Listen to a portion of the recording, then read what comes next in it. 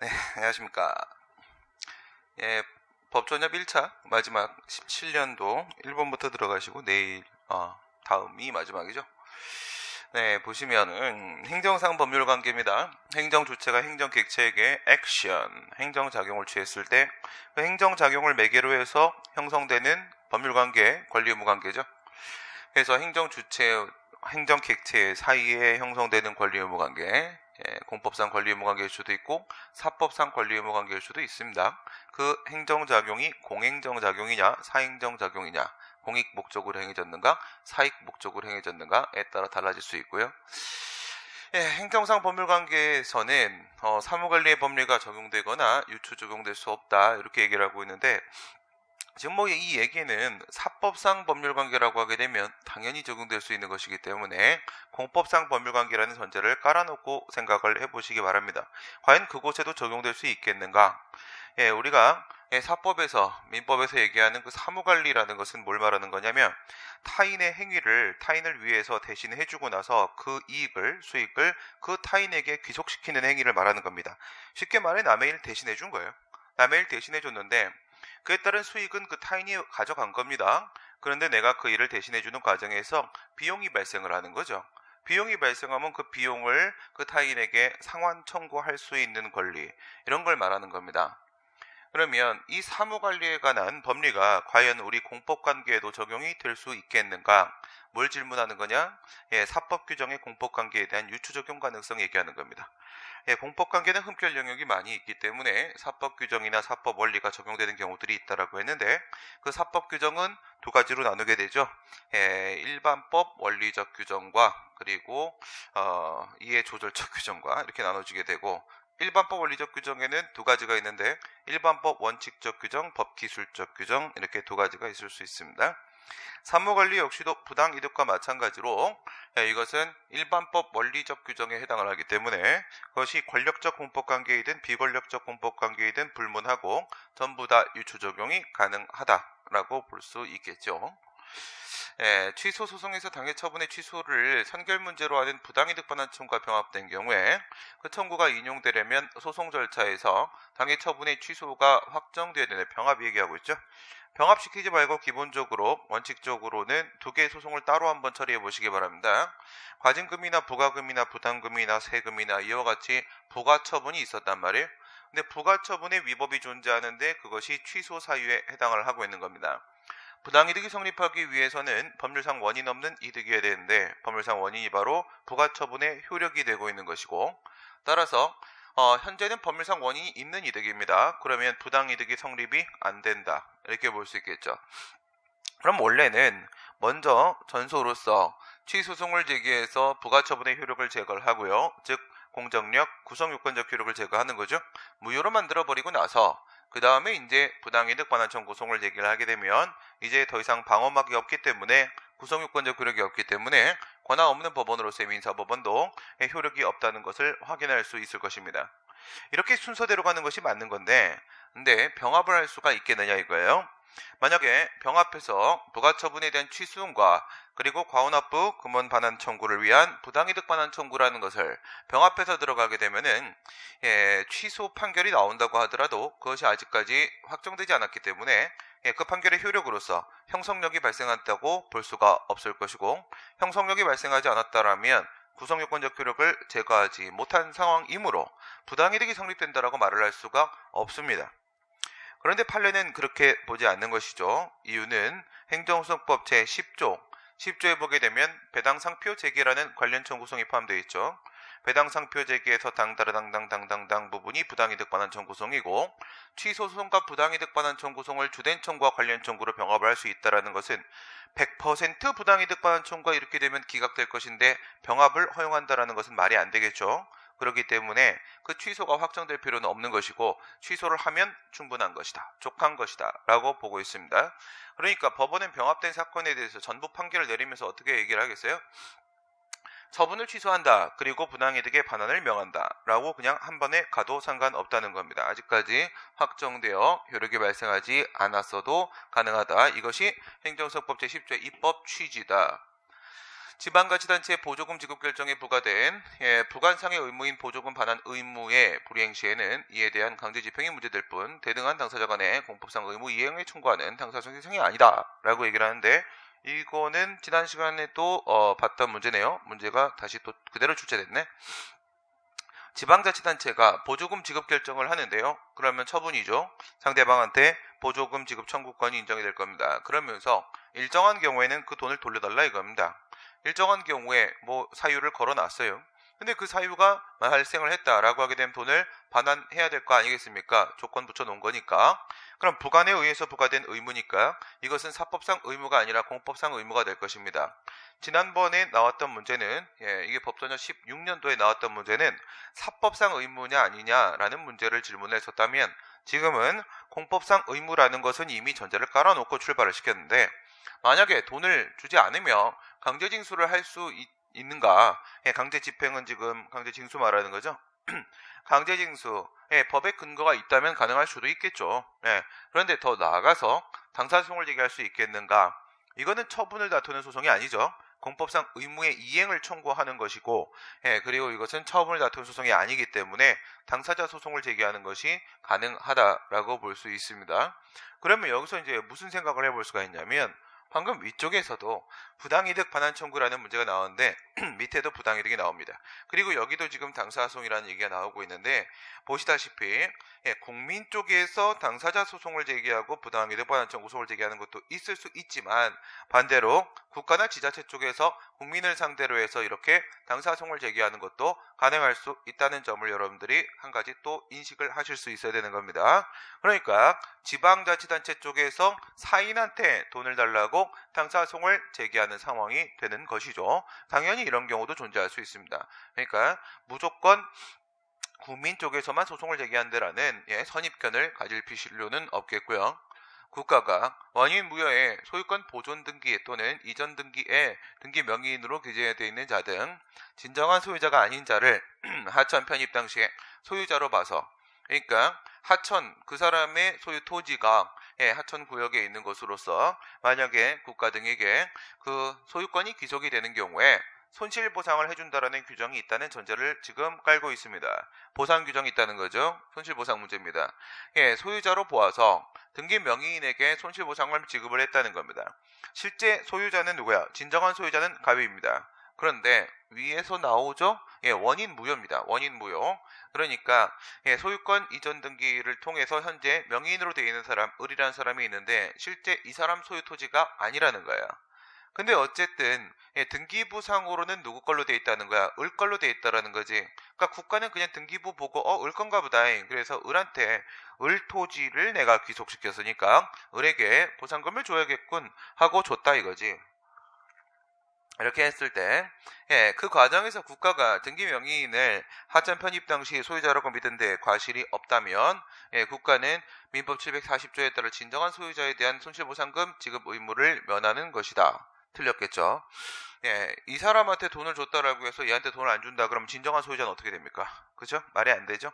손실보상에 있어서는 과실이 있다 없다 뭐 이런 식의 판단을 내릴 문제는 아닌 겁니다. 그래서 진정한 소유자에게 손실보상금을 지급해야 될 의무가 있는 것이고, 그럼 이미 준 돈은 어떡하냐? 그거는 국가가 다시 소송을 제기해서 받아야죠. 잘못 준 거니까. 그죠? 그 다음 국유재3법상 변상금 부과 징수권이 민사상 부당이득 반환 청구가 법적 성질을 달리하는 별개의 권리인 이상 한국자산관리공사가 변상금 부과 징수권을 행사했다고 하더라도 이로써 민사상 부당이득 반환 청구권의 소멸시효가 중단된다고 할 수 없다. 이거는 이제 맞는 말이 되네요. 이게 지금 국유재산법에 있는 변상금 부과라는 건 뭐예요? 만약에 행정재산이라고 한다면 사용허가를 받고 적법하게 사용하면 사용료를 부과받게 되겠죠. 그런데 사용허가를 받지 아니하고 불법적으로 즉 무단 사용을 하는 경우라고 하게 되면 변상금 부과할 수 있도록 되어 있습니다. 그리고 국공유재산법 같은 경우에는 심지어 일반 재산의 경우에 있어서도 대부계약을 체결하고 적법하게 사용하는 것이 아니라 무단 사용을 할 때 변상금 부과가 일반 재산도 가능하도록 하고 있습니다. 그래요. 변상금 부과라는 것이 법에 인정이 됩니다. 그런데 이 변상금 부과의 방법을 사용하지 않고 네가 지금 국가의 땅을 무단으로 사용함으로써 일정한 이익을 취하고 있다. 라고 해서 걔를 상대로 부당이득 반환 청구송을 제기할 수도 있는 겁니다. 금액이 똑같다고 볼 수는 없는 건데 이것을 무단 사용에 대한 부분을 변상금 부과의 방법, 부당이득 반환 청구의 방법, 양쪽 방법 다 사용할 수 있어요. 다 사용할 수 있고 다만 1의 방법과 2의 방법이 있다고 했을 때 1의 방법을 통해서 그 권리를 실현했다라고 하게 되면 2의 방법에 의한 권리는 소멸된 것이라고 당연히 봐야 되겠죠. 두 개의 방법 중에 선택적으로 사용할 수가 있겠고 한쪽을 통해서 실현시켰을 때는 한쪽의 권리는 소멸된다라고 봐야 될 겁니다. 지금 이렇게 우리가 볼 수 있는 것은 바로 뭐냐면 변상금 제도라는 것하고 부당이득 제도라는 것 자체는 서로 그 요건과 목적 자체가 전혀 다른 제도라는 얘기죠.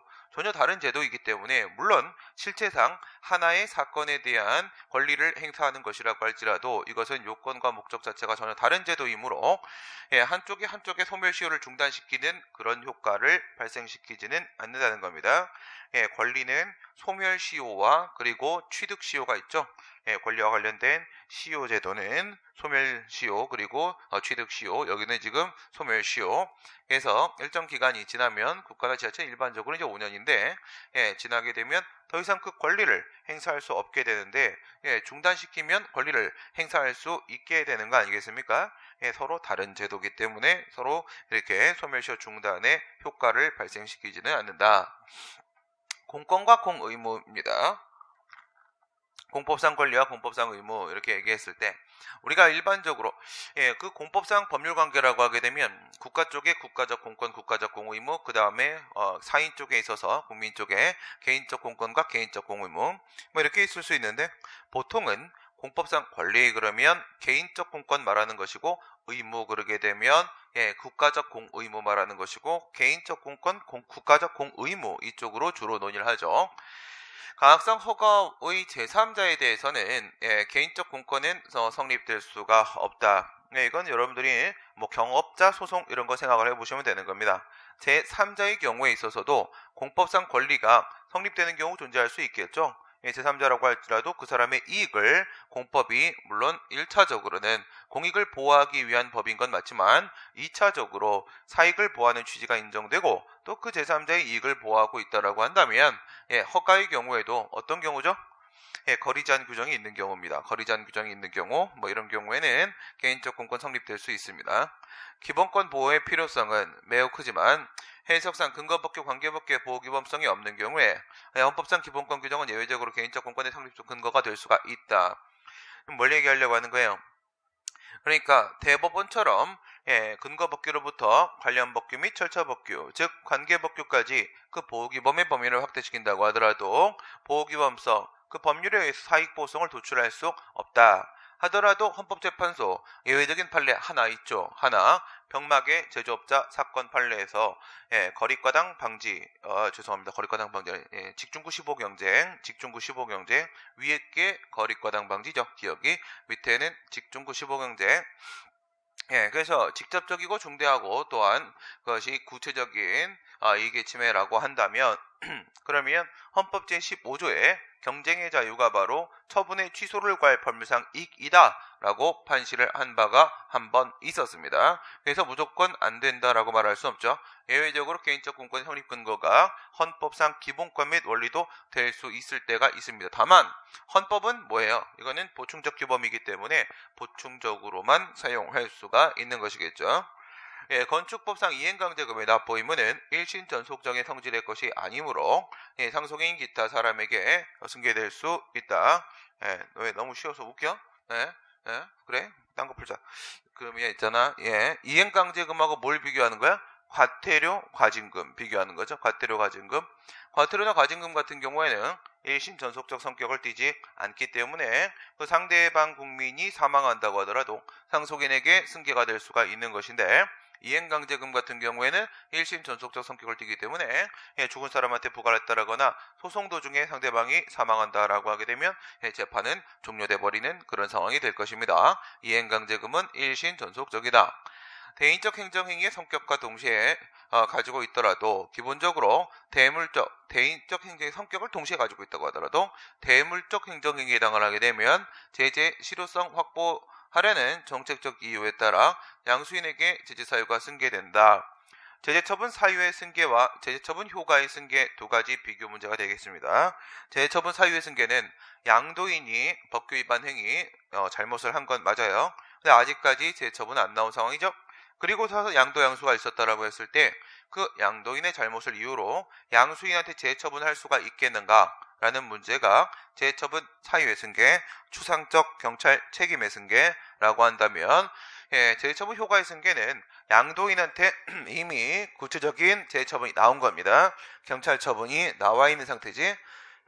그래서 만약에 6개월 영업정지가 나왔는데 3개월 차에 양도를 했다라고 했을 때 양수인도 남아있는 3개월 동안 영업을 할 수가 없는 것인가요? 만약 영업을 한다면 그에 대해서 강제 집행을 할 수가 있는 것인가? 이런 문제가 제재처분 효과의 승계, 구체적 경찰 책임의 승계의 문제가 되는 것입니다. 이렇게 했을 때 제재처분 사유의 승계는 우리 판례가 어떻게 봅니까?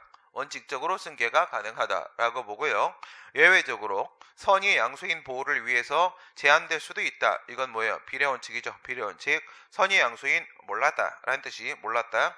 몰랐던 사람에 대해서 양도인이 어떤 법규 위반 행위를 했다는 사실을 진짜 몰랐고 그 몰랐다는 사실을 지가 증명하면 그럴 때는 비례원칙상 선의 양수인을 보호해줘야 될 필요가 있을 수도 있다. 이겁니다.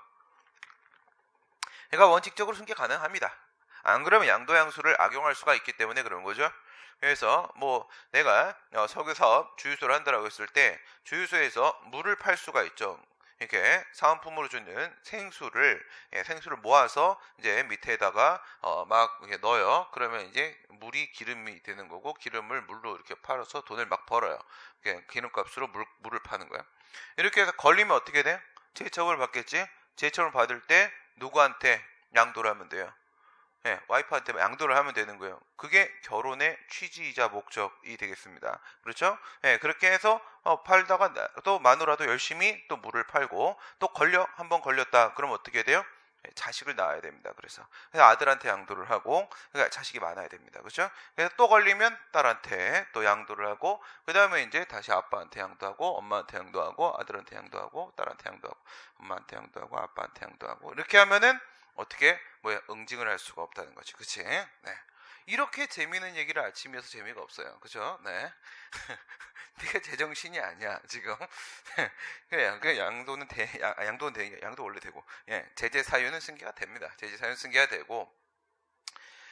그 다음, 합병 이전의 회사에 대한 분식회계를 이유로 한 감사인 지정제 처분과 손해배상 공동기금의 추가 적립 의무를 명한 조치는, 감사인 지정 제외라고 하게 되면 수인 의무를 부과한 한 명이라고 봐야 될 테고 뒤에서 추가 적립 의무를 명했다라고 했으니까 자기 한 명이라고 봐야 될 테고 어쨌든 제재 처분이 나왔다는 겁니다. 합병 후에 존속하거나 신설된 법인에게 승계될 수 없다. 승계될 수 있다가 맞는 거죠. 분식회계는 뭐예요? 분식 화장품입니다. 화장품 그래서 분을 바른다. 분. 그러니까 실제 이거는 진실된 회계장부가 아니라는 거예요. 그래서 예쁘게 화장을 했다. 그러니까 꾸몄다는 거야. 가짜로 꾸몄다. 가짜로 꾸민 회계장부 이렇게 하면 안 되겠죠. 네, 이렇게 많이 합니다. 그죠? 네, 그러면 안 되겠죠. 승계될 수 있습니다. 합병은 승계될 수 있어요. 합병은 승계되는데 분할은 승계 안 됩니다. 분할은 왜냐하면 영업 상태가 그대로 이렇게 이전이 돼줘야 되는 건데 그런데 합병은 그대로 이전이 되잖아. 근데 분할되게 되면은 기존의 영업 상태가 그대로 유지되지 못하기 때문에 합병은 승계되고 보통 분할은 승계가 안 된다. 뭐 이 정도면 알고 있으면 됩니다. 그 다음은 3번. 큰일 났네. 행정입법에 대한 설명 중 옳은 것을 모든 것으로 법률의 시행령이나 시행규칙은 법률에 의한 위임이 없습니다. 그러니까 형식은 시행령 시행규칙이에요. 그리고 개인의 권리 의무에 관한 내용을 변경 보충 법률이 규정하지 아니한 새로운 내용을 정할 수 없다. 지금 새로운 권리 의무사항, 법규적 사항에 대해서 시행령이나 시행규칙으로 정하려고 합니다. 법규명령의 형식으로 법규명령의 내용을 정하는데 무슨 문제가 있겠습니까? 아무 문제가 없죠. 다만 우리 헌법 제75조, 95조에 보게 되면 위임명령과 집행명령으로 구분을 하고 있죠. 위임명령은 권리 의무에 관한 사항을 정하는 것을 기본적으로 하고 있고 그 다음 집행명령은 기술적 사항으로서 법률 집행을 위한 기술적 사항을 정하는 걸 전제로 하는데 전자 같은 경우에는 이름 그대로 위임이 필요하고요. 그 다음에 후자 같은 경우에는 95조에서 이름을 또한 직권명령이라고도 붙여놨지 않습니까? 직권명령이라는 것은 위임이 필요 없다는 얘기죠. 그러니까 지금 여기서 형식에 문제가 있는 건 아닌데 원래는 누가 정해야 되는 거야? 권리의무에 관한 사항은 국회가 정해야 되는 것이죠. 행정부가 정하려고 하게 되면 행정부가 정해도 된다라는 위임이 반드시 있어야 된단 말이에요. 위임이 없으면 이거 어떻게 돼요? 위임이 없으면 이럴 때 옛날에는 무효 그랬단 말이야. 위임이 없는데 권리의무를 왜 정해? 무효 그랬는데 요즘엔 이걸 뭐라 불러? 이거 그냥 이거는 행정규칙이다 이렇게 부릅니다. 행정규칙이다. 위임이 없어서 문제가 돼도 그냥 바로 무효 처리하기보다는 행정부 내부적으로는 어쨌든 구속력을 가지고 있으니까 그 내용은 사무처리 기준을 정하는 행정규칙이다 이렇게 봅니다. 어쨌든 법은 아닙니다. 법령에 위임이 없음에도 법령에 규정된 처분 요건에 해당하는 사항을 처분 요건입니다. 우리가 법률 요건 부분과 법률 효과 부분을 나누게 되면은 법률 요건 부분 같은 경우에는 권리의무에 관한 사항, 그 다음 법률 효과 부분 같은 경우에는 사무처리에 관한 사항, 앞에는 법규 명령에 대한 내용, 뒤에는 행정규칙에 대한 내용이 되겠죠. 지금 처분 요건에 해당하는 사항이라고 했으니까 이거는 권리의무에 관한 사항입니다. 권리의무에 관한 사항을 불령에서 변경해서 규정을 한 경우에 또 뭐예요? 위임이 없는데 불령에서 정해버렸다라는 거지. 그러한 불령은 행정명령의 성격을 지닐 뿐 국민에 대한 대외적 구속력은 없다. 지금 기억이 니은으로 그대로 연결되고 있는 거죠. 방금 설명드린 내용이 니은에 그대로 등장을 했네요. 행정명령으로 본다는 겁니다. 싹 다 그냥 무효 이렇게 보지는 않고 내부적 구속력은 인정되니까 행정명령, 행정규칙은 맞다 이렇게 보는 게 우리 대법원의 입장입니다. 대법원 어저께 이제 우리 박근혜 하고 그 다음에 양승태 가 만나서 뭐 했대죠, 그죠?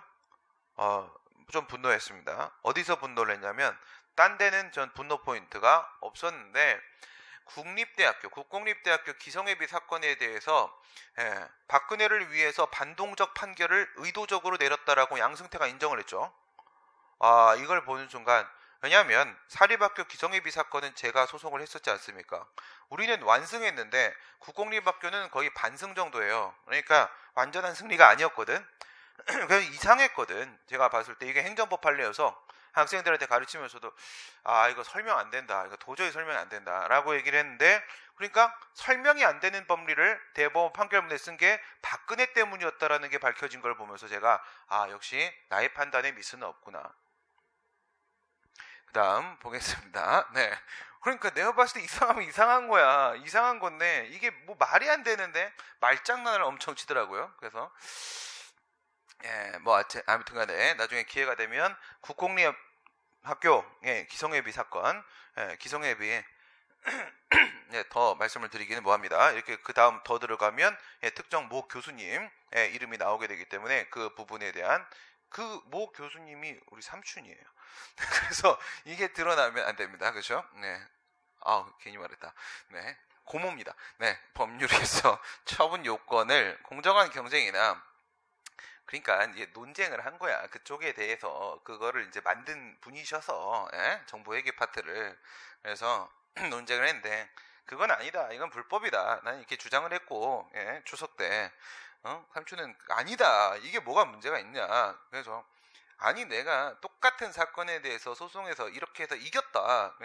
아니다. 국립과 사립은 다르다. 그래서 그럴 리가 없다. 내가 막 이랬는데 그 판결이 나오고 나니까 어떻게 내 입장이 내가 틀린 것 같이 됐잖아. 그게 아닌데? 막 했는데, 내가 맞다는 게 다시 증명이 된 겁니다. 나쁜 분들 같으니라고. 저는 이제부터 남을 욕하지 않기로 했기 때문에, 박근혜 대통령님과 그치 양승태 전 대법원 원장님 아주 나쁘신 분들 지옥행 열차 티켓 끊으셨네. 공정한 경쟁이나 계약에 적정한 이행을 해칠 것이 명백할 것이라고 규정을 하고 있는데 뭐예요? 법률에서 여기까지 정했습니다. 위임 없이 불령해서 경쟁에 위임이 없습니다. 위임이 없으면 법률이 이미 정해놓은 범위 안에서 움직일 수는 있지만 밖으로 나가서 새로운 권리 의무에 관한 사항을 정할 수는 없습니다. 공정한 집행이나 계약에 적정한 이행을 해칠 우려가 있거나 뒤에 보세요. 입찰에 참가시키는 것이 부적법 하고 인정된 하다고겠죠. 하다고. 이게 뒤에 가다 보면은 이거 정말 대도 않는 소리도 한번 나옵니다. 갑이랑 을이 바뀐 문제예요. 이게 내가 오타인 줄 알았는데 내가 오타가 아니라 원문이더라고. 예. 그래서 문제 오류 몇 개 좀 등장합니다. 여기서 이제 뭐 이건 그냥 하다고 인정하는 자를 규정을 하는 경우에 이렇게 되면은 이제 이건 권리 제한 문제가 되죠. 입찰 참가 자격을 제한시키는 것은 권리 제한에 대한 문제, 상대방한테 수인의 의무를 부과하는 문제로 연결되는 부분이잖아. 위 불용 규정은 행정기관 내부의 사무처리 준칙을 정한 것에 지나지 않는다. 그렇습니다. 이 불용이 지금 어때요? 상위 법령의 지금 범위를 벗어나 버렸단 말이에요. 이런 걸 우리가 이제 추가 명령 이렇게 말을 하는데 상위법에 위반된 거예요. 그러면 저렇게 추가된 부분, 새로운 부분을 정하려고 하게 되면 새로운 부분을 정할 수 있다라는 상위 법률에 위임이 있었어야 됩니다. 위임이 없는 상태에 이렇게 정했으니까 이거는 뭐예요? 위에랑 마찬가지로 행정명령이다. 행정규칙, 사무처리 준칙이다. 법률의 시행령이나 시행규칙의 내용이 모법의 입법 취지와 관련 조항 전체를 유기적 체계적으로 살펴보아서 모법의 해석상 가능한 것을 명시한 것에 지나지 아니하거나 이건 뭐예요? 이거는 위에 같이 새로운 부분에 대한 규율은 없는 겁니다. 그러니까 상위법에 정해져 있는 내용을 그냥 그 범위 안에서 다시 한번 확인해 주는 정도. 모법 부형의 취지에 근거하여 이를 구체하기 위한 것인 때에는 모법의 이의에 관하여 직접 위임하는 규정을 두지 아니했다고 하더라도 뭘 새로 정하는 게 아무것도 없기 때문에 위임이 없어요. 법률 내용 그냥 재탕입니다. 재탕. 이를 무효라고 볼 수 없고 이러한 법리는 지방자치단체 교육감 위장은 교육규칙과 모법인 상위법령 관계에도 당연히 뭐 교육규칙도 마찬가지죠. 그렇죠? 상위법의 내용을 그대로 다시 반복하는 것밖에 없습니다. 반복하는 거 그냥 읽어준 건데 그걸 위임을 받아 읽을 필요는 없겠죠. 그냥 읽으면 됩니다. Next. 차원 변경에 따른 당초 처분.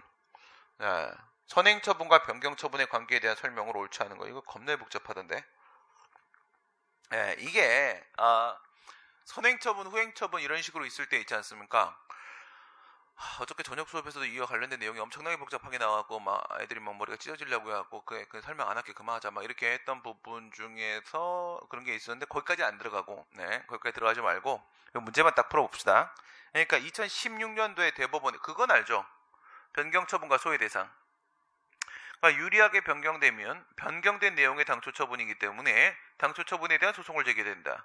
불리하게 변경되었을 때 특히 국세 같은 경우에는 국세기본법 22조의 2에 따라 흡수설이 적용되니까 그땐 변경처분, 증액 경정에 대한 소송을 제기된다. 이런 식의 논의들이 있지 않습니까?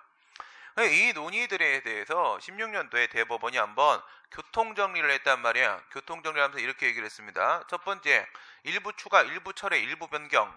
일부 추가, 일부 철회, 일부 변경의 경우에 있어서는 그것이 변경된 부분이 가분적이라고 한다면 이때는 당초 처분에 대한 소송을 제기된다. 이렇게 얘기를 했어요. 소외 대상이 어느 쪽이다? 당초 처분 쪽이다 이거야. 추가, 철회, 변경 일부 이겁니다. 그 다음에 그거 말고 대체 확정, 중요 변경. 대체 확정 그러니까 당초 처분을 변경 처분이 아예 대체해서 확정해버리는 경우라거나 중요 변경 당초 처분의 아주 중요한 부분을 바꿔버리는 경우라고 한다면 이땐 당초 처분의 효력이 소멸되는 것이기 때문에 변경 처분에 대한 소송을 제기된다라고 해서 변경 처분과 소외 대상에 대한 문제를 전체적으로 한번 기준을 제시를 해줬습니다. 그때까지 너무나 복잡하게 되어 있었기 때문에 물론 더 설명은 안 드리겠습니다. 저는 이거보다 사이즈를 더 키워서 세상의 모든 변경에 대한 체계를 가지고 있습니다. 물론 이제 대법원장보다 좀 위에 있다는 거죠. 논리 구조의 수준 자체가. 그렇죠? 네. 그래서 여러분들은 신민을 보유한 학생들이라는 것에 대해서 자부심을 가지고, 그렇죠? 핵보유국, 우리는 문재인 보유국, 그리고 여러분들은 신민 보유생이라는 점에 대한 자부심을 가지고, 근데 뭐 표정이 그따구야. 그래, 그렇게 해야지, 그지?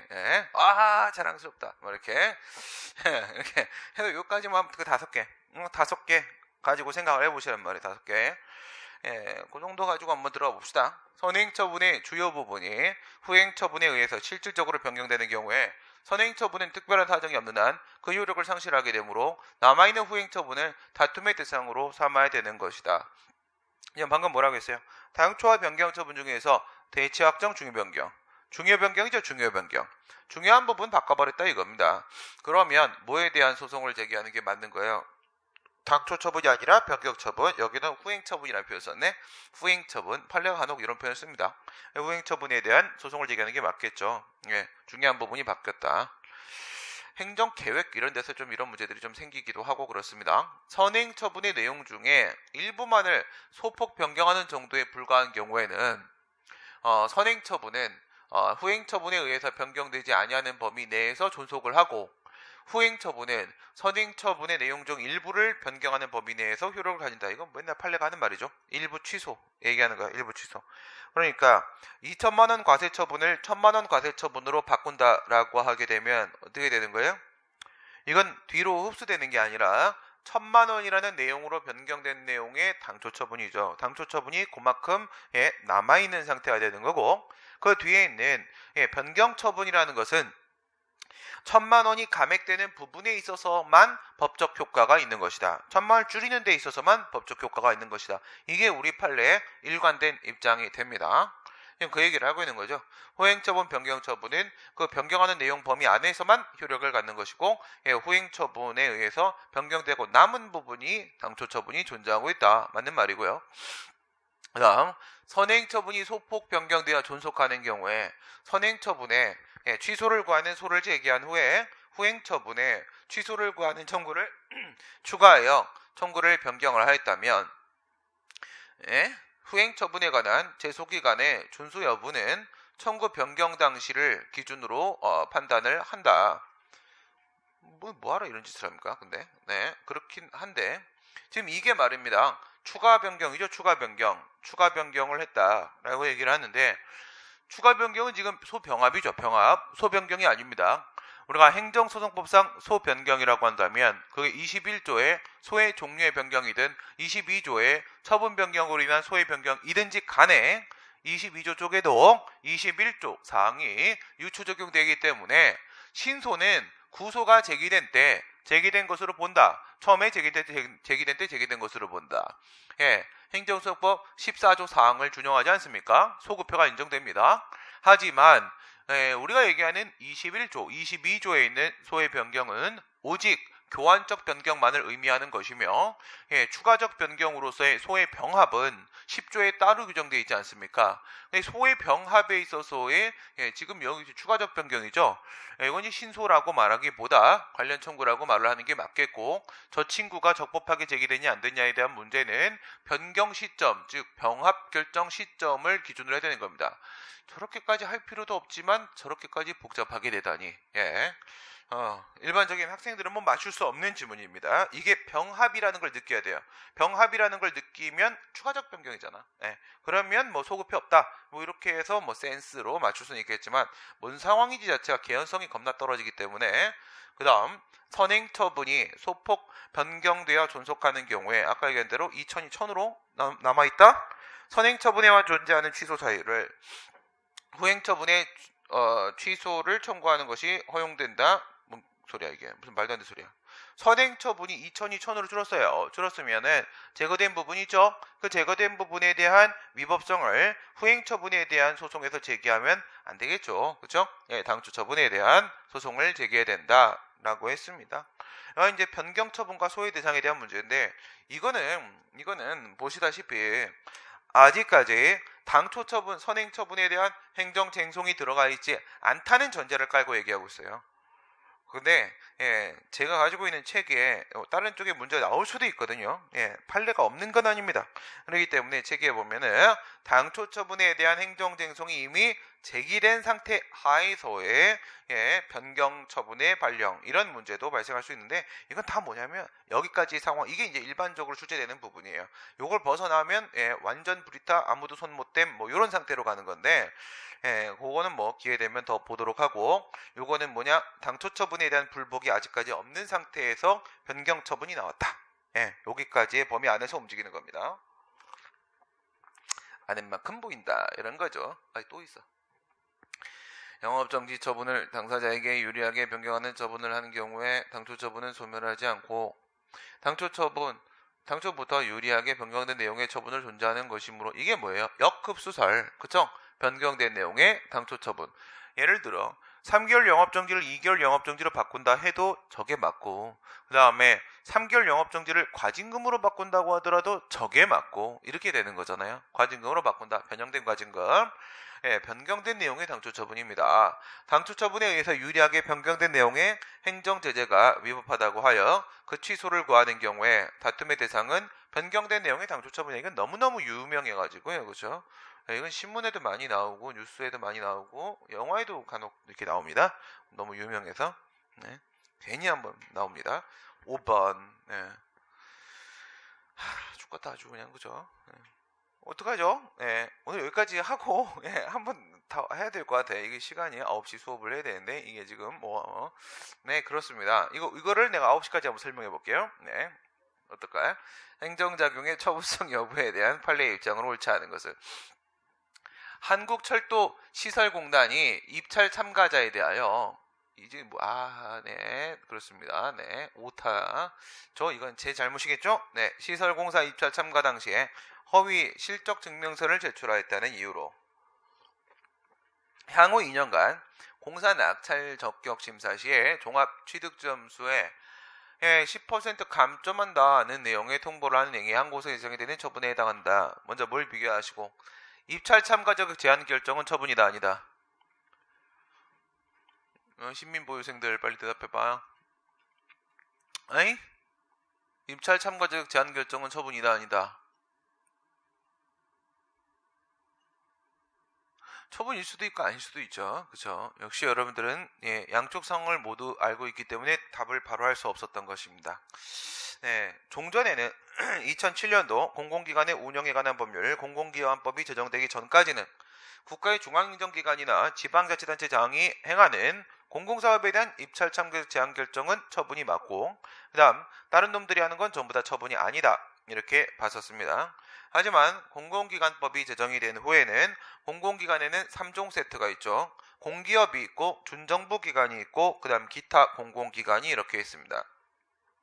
이렇게 했을 때 공기업과 준정부 기관이 하는 입찰 참가 자격 제한 결정은 이제부터는 처분이 된 거죠. 2007년도부터. 하지만 아직까지도 수도권 매립지 공사라거나 이런 식의 기타 공공기관의 경우에 있어서는 입찰 참가 자격 제한 결정에 대한 공법상 근거가 마련되어 있지 못한 상태이기 때문에 이 친구만큼은 아직도 처분이 아니다. 현재로서는 뭐예요? 5개 중에 4개죠. 5분의 4입니다. 국가의 중앙행정기관, 지방자치단체 장, 공기업, 그리고 준정부기관, 요까지는 입찰 참가 자격 제한 결정이 처분이 맞고요. 그 다음에 기타 공공기관의 입찰 참가 자격 제한 결정은 처분이 아니다. 처분이라고 하게 되면 그 법적 성질은 수인 의무를 부과하는 하명, 수인 하명이 되는 것이겠죠. 그런데 지금 이 문제 같은 경우에는 입찰 참가를 못하게 막는 것이 아닙니다. 막는 것이 아니라 그냥 점수를 좀 깎는 거잖아.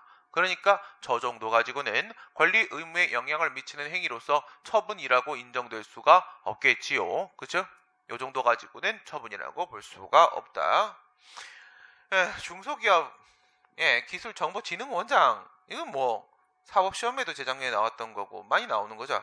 각 주식회사와 중소기업 정보화 지원사업 지원 대상인 사업의 지원에 관한 협약은 뭐야?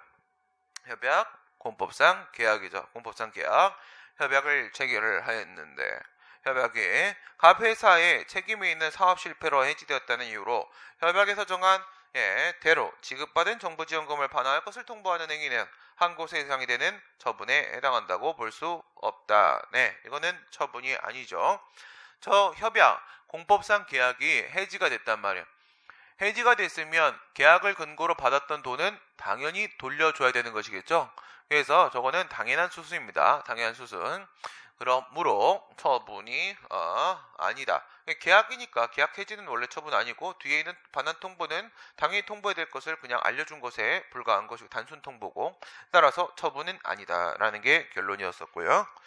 지방자치단체가 건축물을 건축하기 위하여 건축법에 따라 건축물의 소재지를 관할하는 허가권자인 지방자치단체장과 건축협의라는 게, 그러니까 이거는 이제 서울시가 저희 강원도에다가 뭘 이제 건물을 지으려고 했었단 말이에요.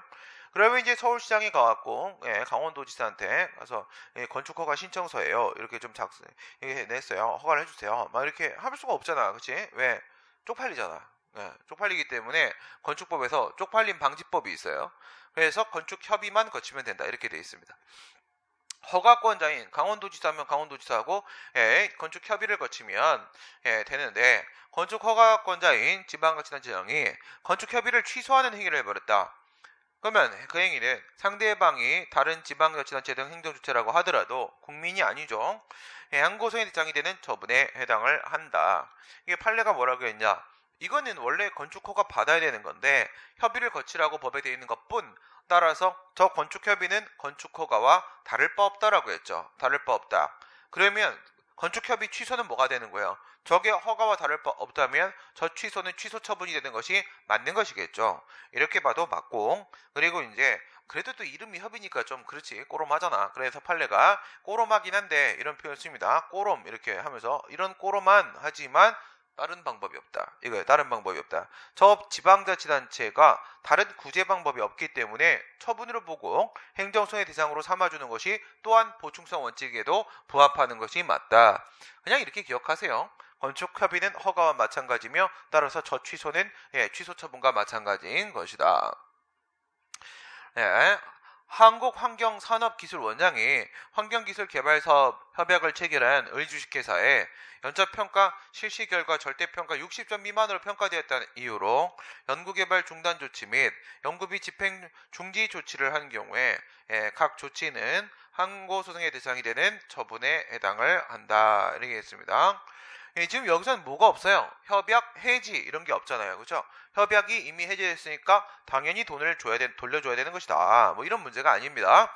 협약 역시 공법상 계약은 맞는데 저 협약은 그대로 존치하고 있는 상태고요. 그러니까 중단해라 부작위 의무를 부과하고 집행을 중지하라 부작위 의무를 부과하는 하명 처분이 확실한 거죠.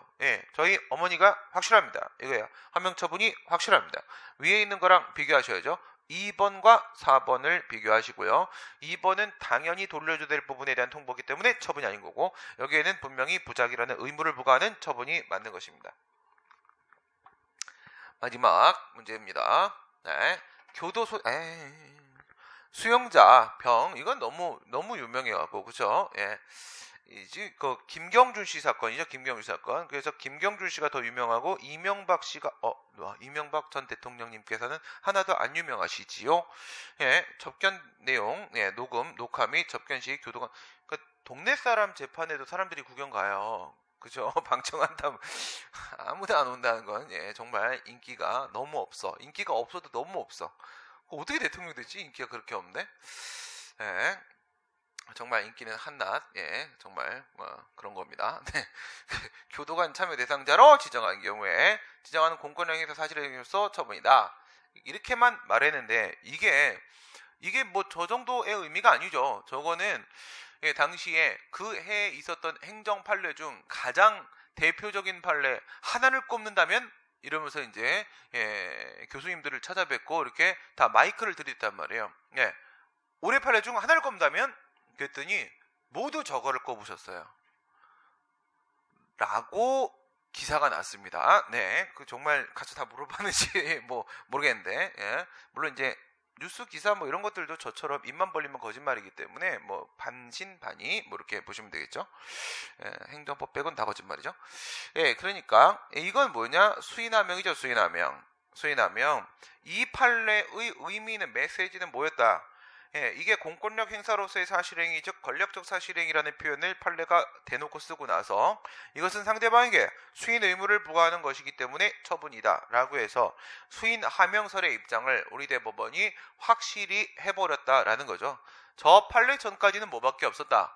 판례가 우리 대법원이 명시적으로 권력적 사실행위의 처분성을 인정한 사실이 없었습니다. 단수 조치에 대한 취소를 허용한 사실밖에 없었죠.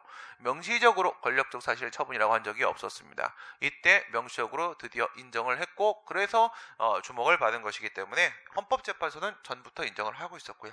현재는 서신 검열 사건, 어쨌든 전부 다 교도소장의 행위들이었었습니다.